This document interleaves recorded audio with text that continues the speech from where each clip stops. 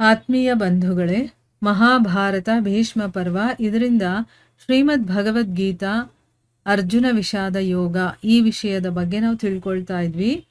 ಓದ ಭಾಗದಲ್ಲಿ ಸಂಜಯ ಧೃತರಾಷ್ಟ್ರನಿಗೆ ಹೇಳ್ತಾನೆ, ನಿಮ್ಮ ಮಗ ಪಾಂಡವರ ಪಕ್ಷವನ್ನು ನೋಡಿ ದ್ರೋಣಾಚಾರ್ಯರ ಹತ್ರ ಹೋಗ್ಬಿಟ್ಟು ಆ ಒಂದು ಸೈನ್ಯದಲ್ಲಿ ಯಾರೆಲ್ಲ ಯೋಧರಿದಾರೋ ಅವ್ರ ಬಗ್ಗೆ ಎಲ್ಲ ಹೇಳಿ, ಮತ್ತೆ ತನ್ನ ಪಕ್ಷದಲ್ಲಿರುವಂಥ ಯೋಧರ ಬಗ್ಗೆನೂ ತಿಳಿಸಿ, ಭೀಷ್ಮ ಪಿತಾಮಹರಿಂದ ರಕ್ಷಿತವಾಗಿರುವಂಥ ನಮ್ಮ ಸೈನ್ಯ ಎಲ್ಲ ರೀತಿಯಿಂದಲೂ ಕೂಡ ಅಜೇಯವಾಗಿದೆ. ಅದೇ ಭೀಮನಿಂದ ರಕ್ಷಿತವಾಗಿರುವಂತಹ ಆ ಜನರ ಸೇನೆಯನ್ನು ಗೆಲ್ಲೋದಕ್ಕೆ ನಮಗೆ ಸುಗಮವಾಗಿದೆ. ಆದರೆ ಎಲ್ಲರೂ ನಿಮ್ಮ ನಿಮ್ಮ ಜಾಗದಲ್ಲೇ ಸ್ಥಿತರಾಗಿದ್ದು ಭೀಷ್ಮರ ರಕ್ಷಣೆಯನ್ನು ಮಾಡಬೇಕು. ಅದಕ್ಕೆ ಎಲ್ಲ ಕಡೆಯಿಂದ ಅವರ ರಕ್ಷಣೆಯನ್ನು ಮಾಡಿ ಅಂತಂದ್ಬಿಟ್ಟು ಎಲ್ಲರಿಗೂ ಕೂಡ ಒಂದು ಇನ್ಸ್ಟ್ರಕ್ಷನ್ಸನ್ನು ಕೊಡ್ತಾನೆ. ಕೌರವರಲ್ಲಿ ವೃದ್ಧರು ಮತ್ತು ಹಿರಿಯರಾದಂತಹ ಪ್ರತಾಪಿ ಪಿತಾಮಹರು ಆ ದುರ್ಯೋಧನನ ಹೃದಯದಲ್ಲಿ ಹರ್ಷವನ್ನು ಉಂಟು ಮಾಡ್ತಾ, ಅವನು ತುಂಬಾ ಒಂಥರ ಹೆದರಿಕೊಂಡಿದ್ದಾನೆ ಮತ್ತು ಕಳವಳದಲ್ಲಿದ್ದಾನೆ ಅನ್ನೋದು ಅವ್ರಿಗೆ ಗೊತ್ತಾಗುತ್ತೆ. ಅದಕ್ಕೆ ಈಗ ಧೈರ್ಯವನ್ನು ತುಂಬಬೇಕಲ್ಲ ಅವನಿಗೆ. ಸೊ ಅದಕ್ಕೆ ಅವನ ಮನಸ್ಸಿಗೆ ಸಂತೋಷ ಆಗಲಿ ಅನ್ನೋ ಒಂದು ಕಾರಣದಿಂದ ಎತ್ತರದ ಸ್ವರದಲ್ಲಿ ಅವರು ಸಿಂಹದ ಗರ್ಜನೆ ಹಾಗೆ ಗರ್ಜನೆ ಮಾಡ್ತಾ ಶಂಖವನ್ನು ಊದ್ತಾರೆ. ಯಾಕಂದರೆ ನಾನಿದ್ದೀನಿ, ಯುದ್ಧವನ್ನು ಪ್ರಾರಂಭ ಮಾಡೋಣ, ನೀನು ಯೋಚನೆ ಮಾಡಬೇಡ ಅನ್ನೋ ರೀತಿ ಆ ಶಂಖ ಊದೋದಿತ್ತು. ಅದರಿಂದ ಅವನ ಮನಸ್ಸಿಗೆ ಸ್ವಲ್ಪ ಸಮಾಧಾನ ಆಗಲಿ ಅಂತಂದ್ಬಿಟ್ಟು ಇವರು ಶಂಖವನ್ನು ಊದಿದ ನಂತರ ಬೇರೆ ಬೇರೆ ಶಂಖಗಳು, ನಗಾರಿಗಳು, ಡೋಲು, ಮೃದಂಗ, ನರಸಿಂಹಗಳು ಎಲ್ಲವೂ ಕೂಡ ಒಂದೇ ಸಾರಿ ಮೊಳಗೋದಕ್ಕೆ ಶುರುವಾಗುತ್ತೆ. ಇದೆಲ್ಲದರ ಶಬ್ದ ಹೇಗಿತ್ತು ಅಂದರೆ ಬಹಳ ಭಯಂಕರವಾಗಿತ್ತು. ಇದಾದ ಮೇಲೆ ಬಿಳಿಯ ಬಣ್ಣದ ಕುದುರೆಗಳಿಂದ ಕೂಡಿರುವಂತಹ ಉತ್ತಮವಾದ ರಥದಲ್ಲಿ ಕೂತಿರುವಂತಹ ಶ್ರೀಕೃಷ್ಣ ಮತ್ತು ಅರ್ಜುನ ಕೂಡ ತಮ್ಮ ಅಲೌಕಿಕವಾದಂತಹ ಶಂಖಗಳನ್ನು ಊದ್ತಾರೆ. ಶ್ರೀಕೃಷ್ಣನ ಶಂಖದ ಹೆಸರೇನು ಪಾಂಚಜನ್ಯ, ಅರ್ಜುನನ ಶಂಖದ ಹೆಸರೇನು ದೇವದತ್ತ. ಈ ಎರಡನ್ನೂ ಕೂಡ ಮತ್ತೆ ಭಯಂಕರವಾದಂತಹ ಕೆಲಸಗಳನ್ನು ಮಾಡುವ ಭೀಮ ಏನು ಮಾಡ್ತಾ, ಪೌಂಡ್ರು ಅನ್ನುವಂತಹ ಮಹಾಶಂಖವನ್ನು ಊದ್ತಾನೆ.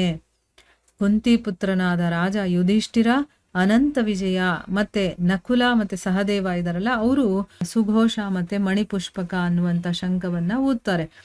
ಶ್ರೇಷ್ಠ ಧನಸ್ಸಿನವನಾದಂತಹ ಕಾಶಿರಾಜ ಮತ್ತೆ ಮಹಾರಥಿ ಶಿಖಂಡಿ, ದೃಷ್ಟದ್ಯುಮ್ನ, ರಾಜ ವಿರಾಟ ಮತ್ತೆ ಅಜೇಯನಾದಂಥ ಸಾತ್ಯಕಿ, ರಾಜ ದೃಪದ ಮತ್ತೆ ದ್ರೌಪದಿಯ 5 ಜನ ಮಕ್ಕಳು ಮತ್ತೆ ದೊಡ್ಡ ಭುಜಗಳಿರುವಂತಹ ಸುಭದ್ರ ಪುತ್ರನಾದಂತಹ ಅಭಿಮನ್ಯು, ಇವರೆಲ್ಲರೂ ಕೂಡ ತಮ್ಮ ತಮ್ಮ ಶಂಖಗಳನ್ನು ಊದ್ತಾರೆ. ಆ ಭಯಾನಕ ಶಬ್ದ ಇದೆಯಲ್ಲ, ಅದು ಆಕಾಶ ಮತ್ತು ಪೃಥ್ವಿಯನ್ನು ಕಂಪಿಸ್ತಾ ನಿಮ್ಮ ಮಕ್ಕಳ ಹೃದಯವನ್ನು ವಿಧೀರ್ಣರನ್ನಾಗಿ ಮಾಡ್ತು. ನೋಡಿ, ಎಲ್ಲ ಶಂಖಗಳು ಒಟ್ಟಿಗೆ ಮುಳುಗಿದಾಗ ಎಂಥ ಶಬ್ದ ಬಂದಿರ್ಬೋದು. ಈಗ ಒಂದೇ ಒಂದು ಶಂಖ ನಾವು ಮನೆಯಲ್ಲಿ ಊದಿದ್ರೆ ಎಷ್ಟು ಸೌಂಡ್ ಬರುತ್ತೆ. ಇನ್ನು ಅವೆಲ್ಲ ಚಿಕ್ಕ ಶಂಖಗಳೆಲ್ಲ ದೊಡ್ಡ ದೊಡ್ಡ ಯುದ್ಧದಲ್ಲಿ ಮೊಳಗುವಂಥ ಶಂಖಗಳವು.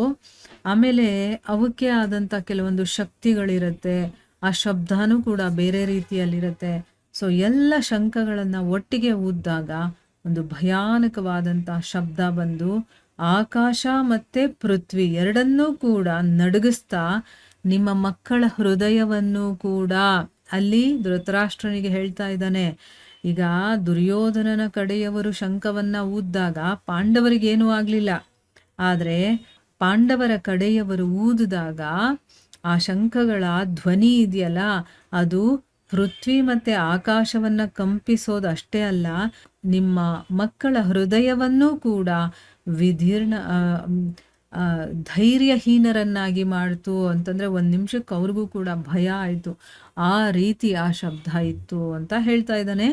ಮುಂದುವರೆದು ಹೇಳ್ತಾನೆ, ರಾಜನೇ, ಇದಾದ ಮೇಲೆ ಕಪಿಧ್ವಜನಾದಂತಹ ಅರ್ಜುನ ಸೈನಿಕರ ಜೊತೆ ನಿಂತಿರುವಂಥ ಧೃತರಾಷ್ಟ್ರ ಪುತ್ರರನ್ನು ನೋಡಿ ಶಸ್ತ್ರವನ್ನು ಬಿಡಬೇಕಲ್ಲ, ಈಗ ಅದನ್ನು ಎಲ್ಲ ತಯಾರಿ ಮಾಡಿಕೊಳ್ಳುವಂಥ ಸಮಯದಲ್ಲಿ ಏನು ಮಾಡ್ತಾನೆ, ಧನಸ್ಸನ್ನು ಎತ್ಕೊಂಡು ಋಷಿಕೇಶನಾದಂತಹ ಶ್ರೀಕೃಷ್ಣನಿಗೆ, ಋಷಿಕೇಶ ಅಂತಂದ್ರೇನು, ಇಂದ್ರಿಯಗಳ ಒಡೆಯ ಅಂತ ಅರ್ಥ.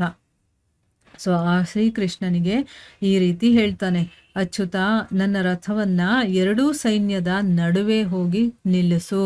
ಮತ್ತೆ ನಾನು ಯುದ್ಧ ಕ್ಷೇತ್ರದಲ್ಲಿ ಯುದ್ಧದ ಅಭಿಲಾಷೆಯಿಂದ ನಿಂತಿರುವಂತಹ ವಿಪಕ್ಷದ ಯೋಧರನ್ನ, ನನ್ನ ಎದುರುಗಡೆ ಪಕ್ಷದವರು ಅಂದ್ರೆ ಏನು, ಕೌರವ ಪಕ್ಷದವರು ಯೋಧರೆಲ್ಲ ಬಂದಿದಾರಲ್ಲ ಅವರನ್ನ ಸರಿಯಾಗಿ ನೋಡ್ತೀನಿ. ಅಂದ್ರೆ ಏನು, ಈ ಯುದ್ಧ ಅನ್ನುವಂತಹ ಈ ವ್ಯಾಪಾರದಲ್ಲಿ ನಾನು ಯಾರ ಜೊತೆ ಯುದ್ಧ ಮಾಡೋದು ಸರಿ ಅಂತ ತಿಳ್ಕೊಳ್ಳೋವರೆಗೂ ಕೂಡ ಅಲ್ಲೇ ನೀನು ಈ ರಥವನ್ನ ನಿಲ್ಲಿಸು. ನಾನು ನನ್ನ ವಿಪಕ್ಷದವರು ಯಾರ್ಯಾರು ಬಂದಿದ್ದಾರೆ, ಹೇಗೇಗಿದ್ದಾರೆ, ಏನು ಮಾಡ್ತಾ ಇದ್ದಾರೆ, ಮತ್ತೆ ಅವರು ಒಂದು ಫೇಸ್ ಎಕ್ಸ್ಪ್ರೆಷನ್ನಿಂದ ಗೊತ್ತಾಗುತ್ತಲ್ವಾ ಅವರು ಯುದ್ಧದಲ್ಲಿ ಎಷ್ಟು ಉತ್ಸುಕರಾಗಿದ್ದಾರೆ ಏನು ಅಂತಂದ್ಬಿಟ್ಟು. ಆಮೇಲೆ ನಾನು ಯಾರ ಜೊತೆ ಯುದ್ಧ ಮಾಡೋದು ಸರಿ ಅಂತ ಅದೆಲ್ಲವನ್ನ ನಾನು ತಿಳ್ಕೊಳ್ಳೋ ತನಕ ನೀನು ಆ ಒಂದು ರಥವನ್ನ ಅಲ್ಲೇ ನಿಲ್ಲಿಸು. ಯುದ್ಧದಲ್ಲಿ ದುರ್ಬುದ್ಧಿ ಇರುವಂತ ಈ ದುರ್ಯೋಧನನಿಗೆ ಒಳ್ಳೇದು ಮಾಡಬೇಕು ಅಂತ ಇಷ್ಟಪಟ್ಟು ಯಾರೆಲ್ಲ ರಾಜರು ಈ ಸೈನ್ಯದಲ್ಲಿದ್ದಾರೆ, ಈ ಯುದ್ಧವನ್ನ ಮಾಡೋದಕ್ಕೆ ಇಷ್ಟಪಡುವಂಥವ್ರನ್ನೆಲ್ಲರನ್ನೂ ಕೂಡ ನಾನು ನೋಡಬೇಕು ಅಂತ ಇಷ್ಟಪಡ್ತೀನಿ ಅಂತ ಹೇಳ್ತಾ ಇದ್ದಾನೆ.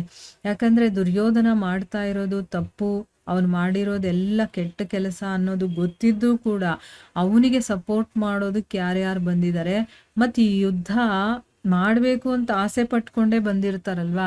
ಈಗ ವಿರೋಧ ಪಕ್ಷದಲ್ಲಿರೋನು ಅವನ ಬುದ್ಧಿ ಹೇಗೆ ಏನು ಅಂತ ಎಲ್ಲ ಗೊತ್ತಿದ್ರೂ ಕೂಡ ಯುದ್ಧ ಮಾಡ್ಬೇಕು ನಾವು ಪಾಂಡವರ ಜೊತೆ ಅಂತ ಬಂದಿದಾರಲ್ಲ, ಅವರನ್ನೆಲ್ಲ ನಾನು ನೋಡಬೇಕು ಅಂತ ಇಷ್ಟಪಡ್ತೀನಿ ಅಂತಂದ್ಬಿಟ್ಟು ಅರ್ಜುನ ಕೃಷ್ಣನಿಗೆ ಹೇಳ್ದ ಅಂತಂದ್ಬಿಟ್ಟು ಸಂಜಯ ಧೃತರಾಷ್ಟ್ರನಿಗೆ ಹೇಳ್ತಾನೆ.